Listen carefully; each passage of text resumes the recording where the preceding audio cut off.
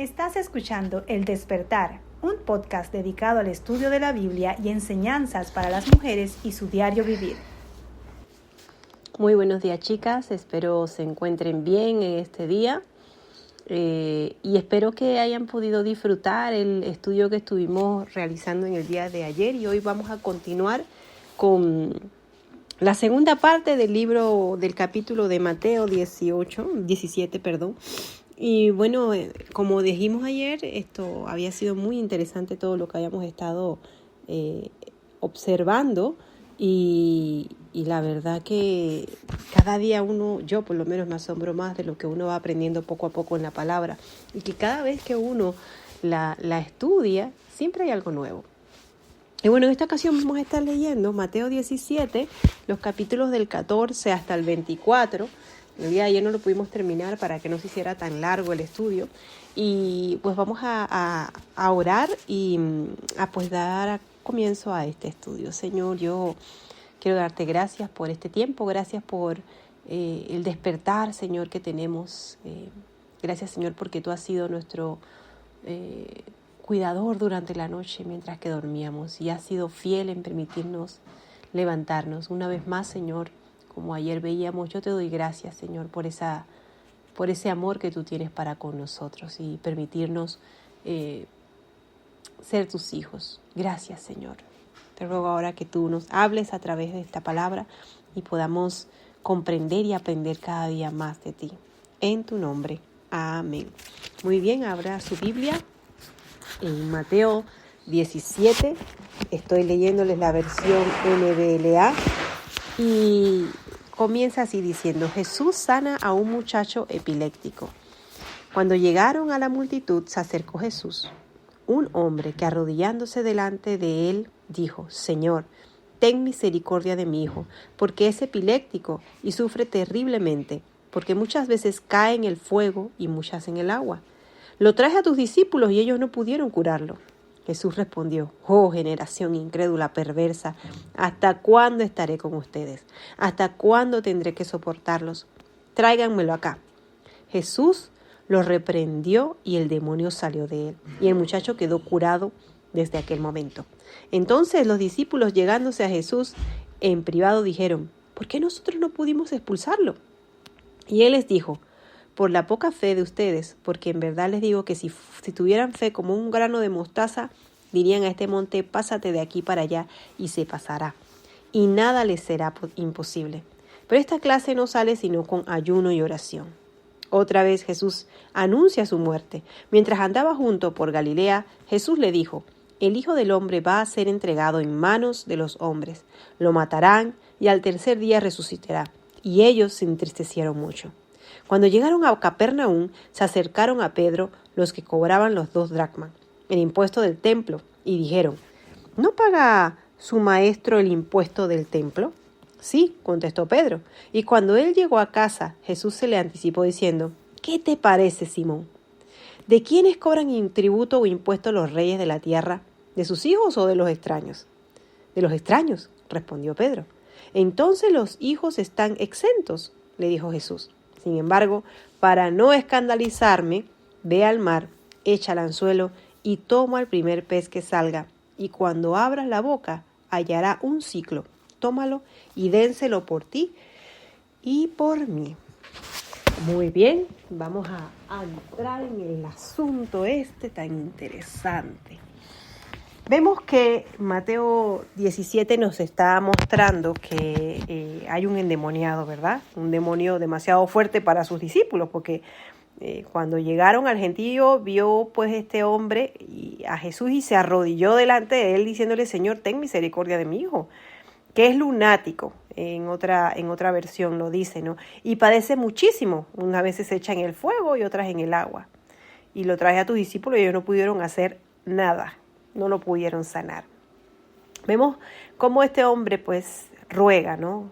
Ten misericordia de mi hijo. Y los síntomas que este hombre tenía de epilépticos de este niño era particularmente de un origen demoníaco. No queremos decir ahora que todo lo que tiene que ver con epilepsia significa que tienen un demonio. Ojo, no estamos diciendo esto, sino que en especial ellos podían decir, bueno, es que le pasa esto, y lo asociaban con las epilepsias.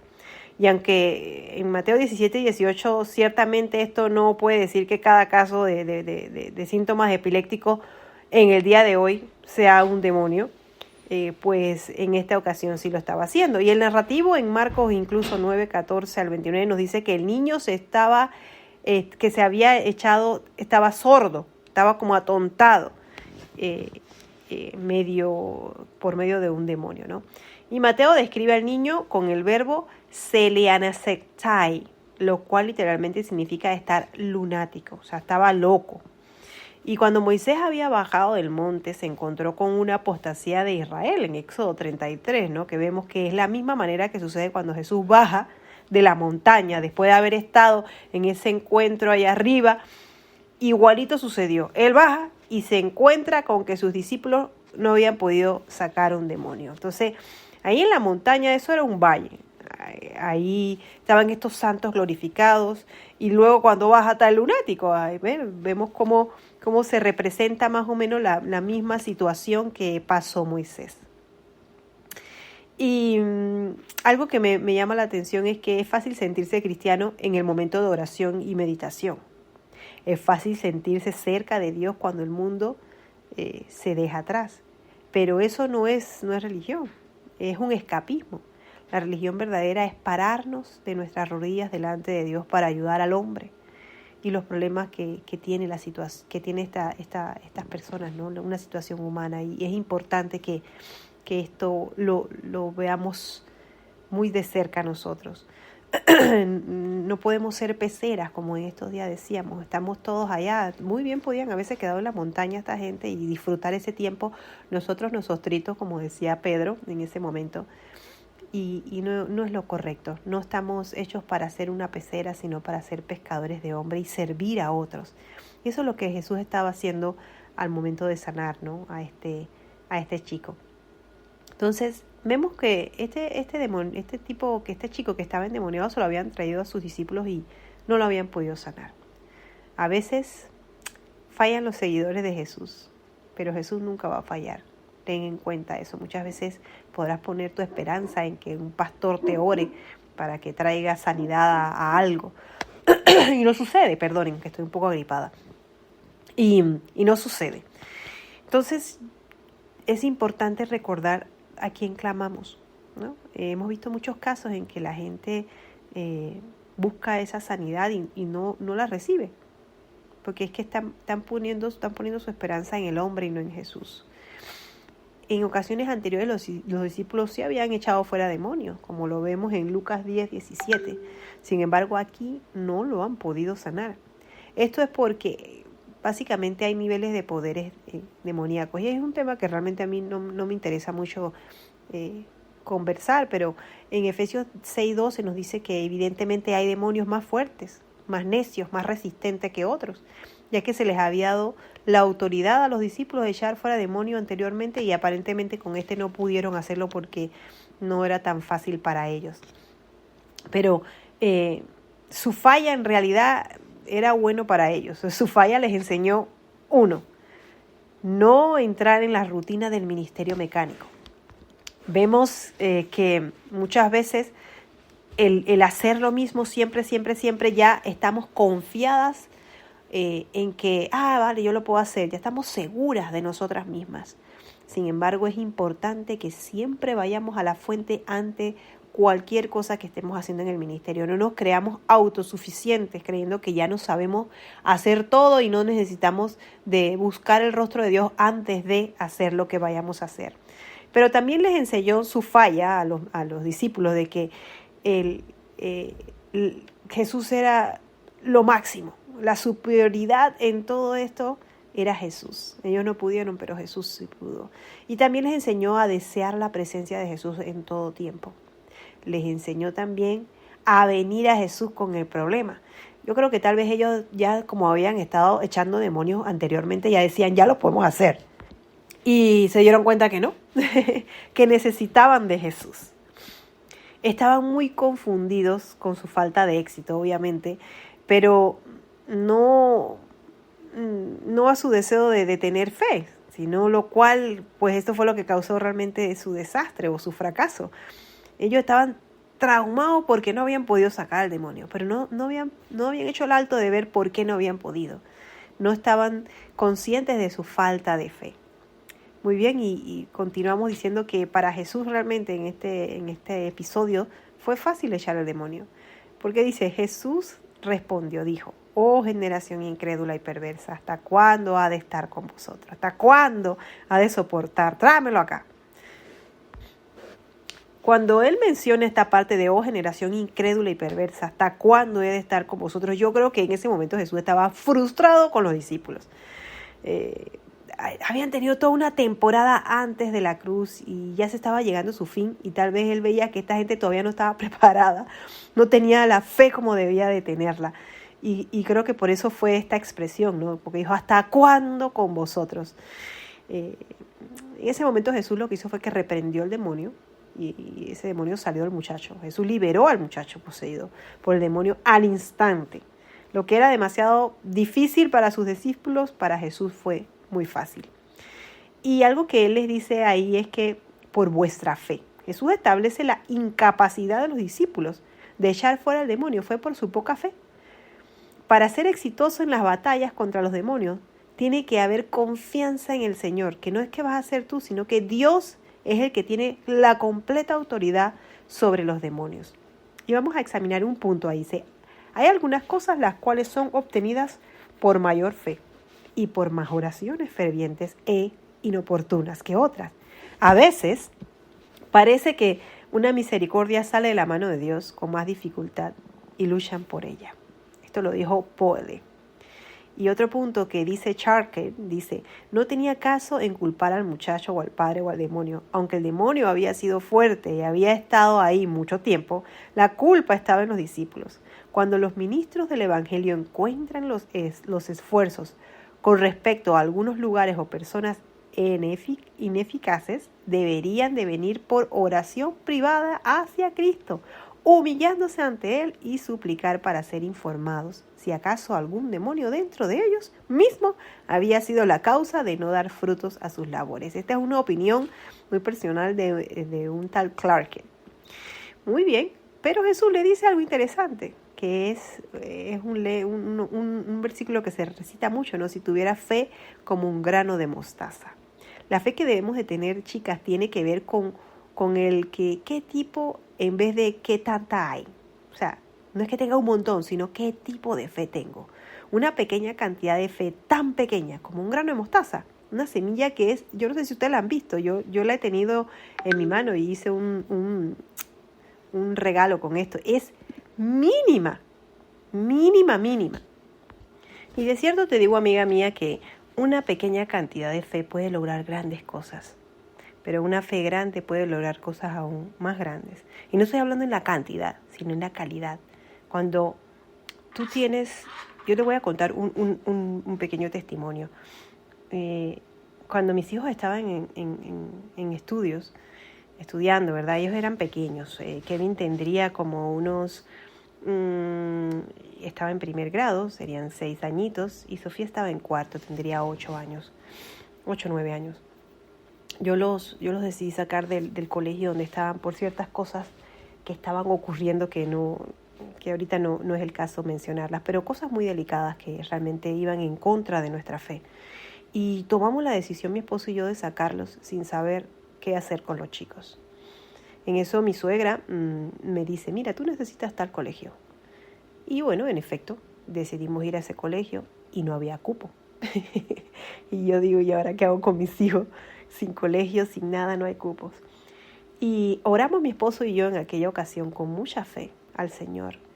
Y fue muy, muy gracioso porque aunque no había cupo, no había lugar para mis hijos. Yo fui y deposité el dinero de la matrícula con fe. Y le dije a la secretaria, tengo fe de que va a salir el cupo, así que he depositado el dinero. Y posteriormente fue así, el Señor premió nuestra fe, abrió el cupo para que nuestros hijos pudieran estudiar en este colegio que mi suegra nos había recomendado, que sí iba en consonancia con lo que nosotros creíamos. Y fue precioso porque yo pude ver cómo yo descansé en el Señor. Dije, Señor, por ti, yo sé que tú tienes un poder para hacer que se abra el espacio y voy a confiar en ti. Y simplemente creí y descansé.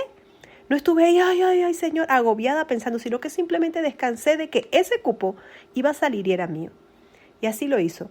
Y así ha habido diferentes ocasiones en que hemos orado por alguna situación y simplemente he descansado en que el Señor lo va a hacer. Sin ver nada, a ciegas, porque eso es la fe. Y el Señor ha premiado nuestra fe. Y yo le doy gracias a Dios por eso.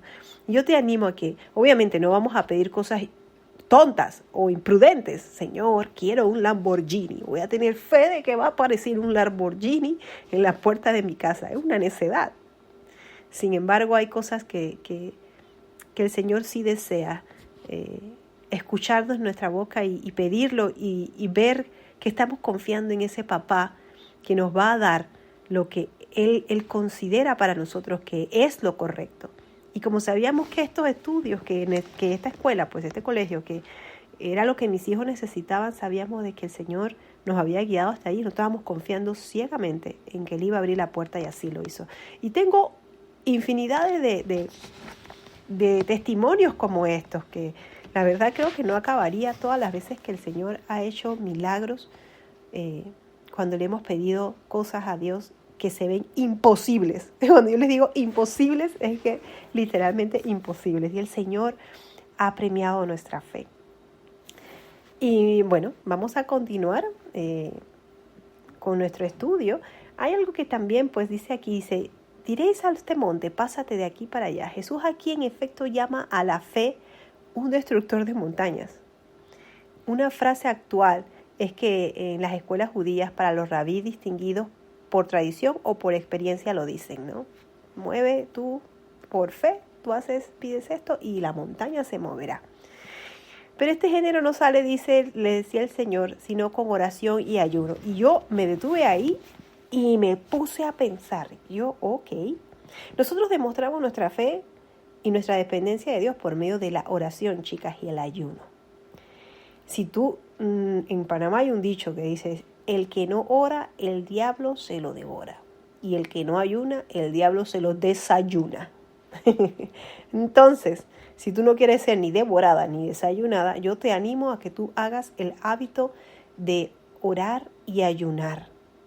Ocúpate en eso, porque eso va a hacer que tú dependas de Jesús en todo.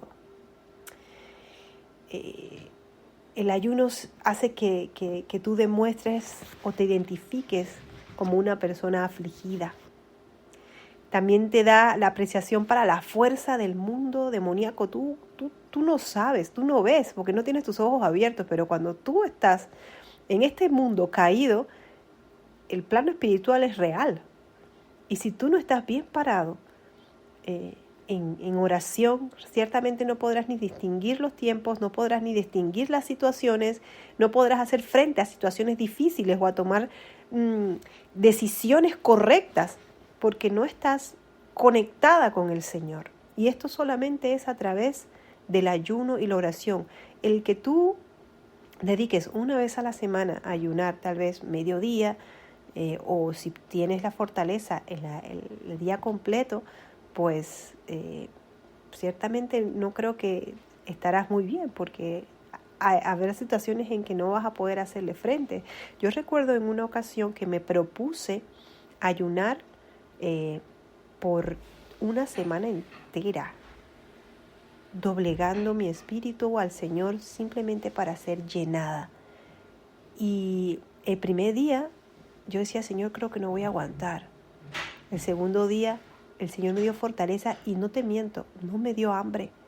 Bebía agua, té, pero no me dio hambre.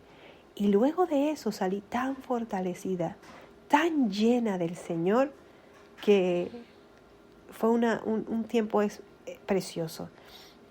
Yo te animo que tú decidas tomar un día a la semana y ayunarlo. No esperes que la iglesia haga el ayuno una vez al mes, sino que simplemente decidas tener ese tiempo de comunión con el Señor, porque esto te hará depender de una manera preciosa de Él.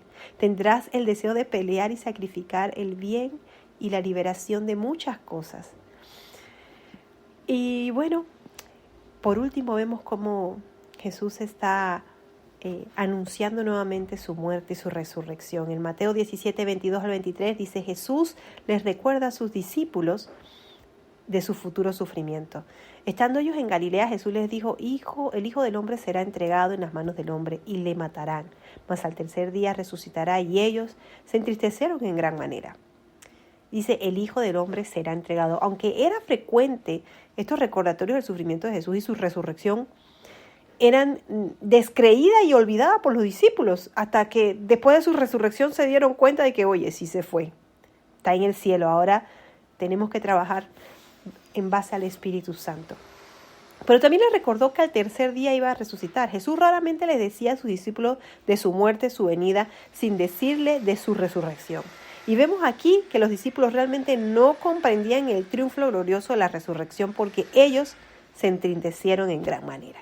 Todavía no se enteraban esta gente, no prestaron atención. Y bueno, al final de este capítulo, el versículo 17 y del 24 al 26, vemos el tiempo de pagar las 2 dracmas. Cuando llegaron a Capernaum, nos dice aquí que vinieron a Pedro, los dos que cobraban las dracmas, y le dijeron: oye, tú y tu maestro como que no pagan. Él dijo: sí, claro que sí. Así que se fue a la casa, y antes de que él hablara ya, Jesús le había dicho: ¿qué te parece, Simón? Yo me lo imagino, ¿no? Sentado Jesús ahí, viendo que va entrando Pedro, le dice: ¿qué te parece? Esta gente nos está pidiendo que paguen. ¿Tú crees que deberemos de pagar? No, ¿verdad? Porque eso se paga solo a los extraños. Pero ¿sabes qué? Para no tener problemas y que no tengamos conflicto con esta gente, a veces pues hay que simplemente callar y darle la razón. Dice que al necio hay que dejarlo en su necedad. Así que Jesús dijo: vamos a pagarle. Dice: vuestro maestro no paga. Estos, chicas, eran impuestos o cuotas que se aplicaban a cualquier hombre judío. Hombres judíos fieles pagaban esta obligación. Otros buscaban escapar de esta responsabilidad, pero no era el caso de Jesús. Sin embargo, también era un asunto de controversia. Mientras los saduceos, ¿se acuerdan que les hablé de los saduceos? Desaprobaban esta ley, y los hombres de Qumrá solamente la pagaban una vez en su vida. Vemos que este pago se podía hacer más que todo en el Festival de Jerusalén, pero se hacía colectivas en otras partes de Palestina, y en el extranjero se hacía una vez al mes antes. Por lo tanto, este incidente se lleva a cabo un mes antes de la Pascua. Y esto después del 70 después de Cristo, cuando en el templo fue destruido, los romanos desviaron este impuesto al templo de Júpiter, señoritas, en Roma. Y pues lo cual dejó de ser una cuestión de patriotismo y se convirtió básicamente en un símbolo de sumisión y un poder pagano. El hecho de que esta historia esté registrada es una indicación incidental en los evangelios de Mateo, que debe para poder que se supiese de qué fecha era, y esto debe de haber sido antes de la destrucción del templo. Y dice aquí: ¿de quiénes cobran los tributos, los impuestos? ¿De sus hijos o de los extraños? Pedro dio la respuesta rápida y natural a esta pregunta. Pero entonces Jesús explicó que él no es responsable del pago de este impuesto, porque el Padre no requiere solo esto de su Hijo. Los rabíes estaban exentos de pagar este impuesto, y también los sacerdotes de Jerusalén. Entonces, ¿por qué reclamarían a Jesús una excepción similar? La pregunta asume aquí que si pagaba regularmente, Pedro estaba de acuerdo también con que se pagara, así que vamos a pagar. Y Jesús dice: vamos a pagar el impuesto, pero lo vamos a hacer de una provisión milagrosa. Y dice: sin embargo, para no ofenderle, ve al mar y echa al anzuelo, y el primer pez que saque, tómalo, y abrir la boca y hallarás un tastero. Tómalo y dáselo por ti y por mí. Voy a recalcar aquí unos puntos muy interesantes. Dice: sin embargo, para no ofenderle. Jesús no estaba obligada, chicas, a pagar este impuesto, bajo el principio que había sido discutido por Pedro. Como un hijo, no como un siervo, él no tenía que pagar este impuesto del pueblo. Sin embargo, Jesús también reconoció la importancia de evadir controversias innecesarias. Aprendamos de Jesús. Hay veces que va a haber contiendas, conflictos, y simplemente, como digo yo, si eso te hace feliz, bien por ti y no vamos a entrar en una controversia innecesaria, porque en lo que está con nosotros, mejor es estar en paz con todos. ¿Y qué usó en esta palabra, en esta provisión? El uso de esta palabra griega es shadalasin, guía, barclay, a escribir. Por lo tanto, Jesús está diciendo, debemos de pagar para no ser mal ejemplo para otros. No solamente debemos de hacer nuestro deber, debemos ir más allá de nuestro deber, chicas. Es un orden para enseñar a los otros de lo que se debe de hacer. A veces vamos hasta donde nos corresponden. Si yo tengo que caminar hasta aquí doy. Y no vamos más allá. Y a veces es importante hacerlo para poder dar ejemplo. Pero lo interesante de esto es cómo van a hacer el pago de esa provisión. Dice, echa el anzuelo. Vamos a recordar, vamos a ver. Pedro era un pescador profesional. Él usaba redes y no anzuelos con una línea. Para Pedro esto tuvo que haber sido una humillación de tal manera. Yo me lo imagino, dirá, que nadie me vea pescando. Ninguno de mis amigos me vea pescando un pez uno por uno cuando yo usualmente tiro la red y recojo todo lo que quiero. Me imagino que él tenía una vergüenza y no quería que nadie se diera cuenta de lo que estaba pasando. Y yo considero que la manera en que este dinero iba a ser encontrado en la boca de un pez, básicamente es que entendamos de que, o sea, no es lógico. Ve y pesca un pez. ¿Y cómo tú vas a saber que ese pez es el que tiene el dinero adentro? Esto nos da a ver que Jesús es el creador de todo y que Él hace como se place. Entonces dice, tómalo y dáselo por ti y por mí. Jesús confiaba en la provisión milagrosa de Dios. No es de todos los días, ojo, o de cualquier día, que alguien atrapa un pescado y saca una moneda de su boca. Pero Jesús usó la provisión de Dios para pagar esos impuestos. Y hay algo muy interesante, dice, así el gran hijo paga el impuesto que se debía para la casa de su padre, pero él ejercita su prerrogativa real en el acto. Él saca el ciclo del tesoro real. ¿Ustedes están viendo esto? Veamos esto.